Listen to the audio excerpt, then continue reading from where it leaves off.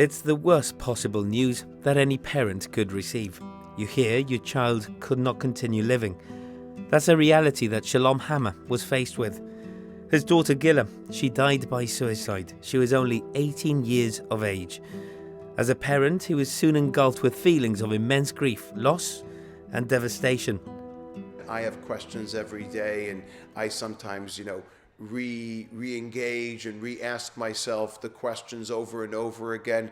But in the end of the day, what are we going to do about it? And I think that we have to get beyond that guilt into a place or a mode of action where we can help the next person so that it doesn't happen again. 4 years later, Shalom Hammer repurposed himself. He now dedicates his life to raising awareness to mental health and suicide prevention.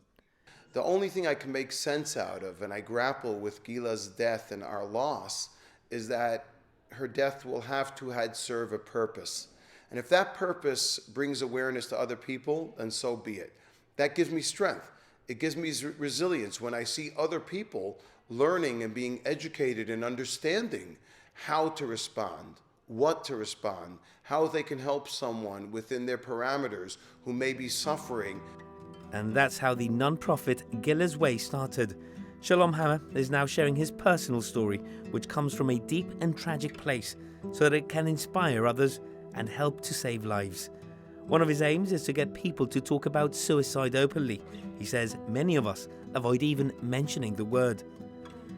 I've asked people within my seminars to use the word suicide, and it takes them a very long time to be able to bring themselves to even say it or to utter it. It's a mistake.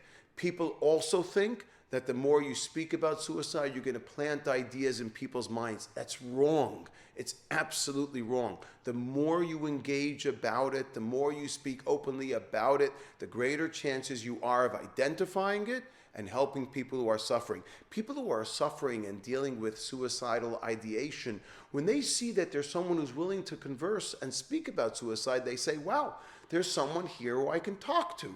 And that helps them through their pain. Today he has brought Gila's story and his inspiring talk to Gibraltar. He knows our small community has been affected by suicide in recent years. He shares some advice. We need to turn around to our neighbor more and say, hey, what's going on? I haven't seen you in a while. How are things? What's doing? I'm concerned about you. How can I be of help? Those questions can save lives.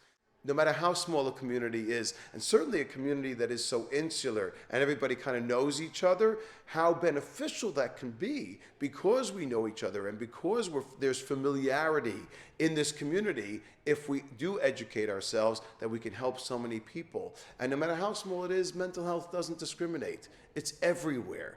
It needs to be addressed.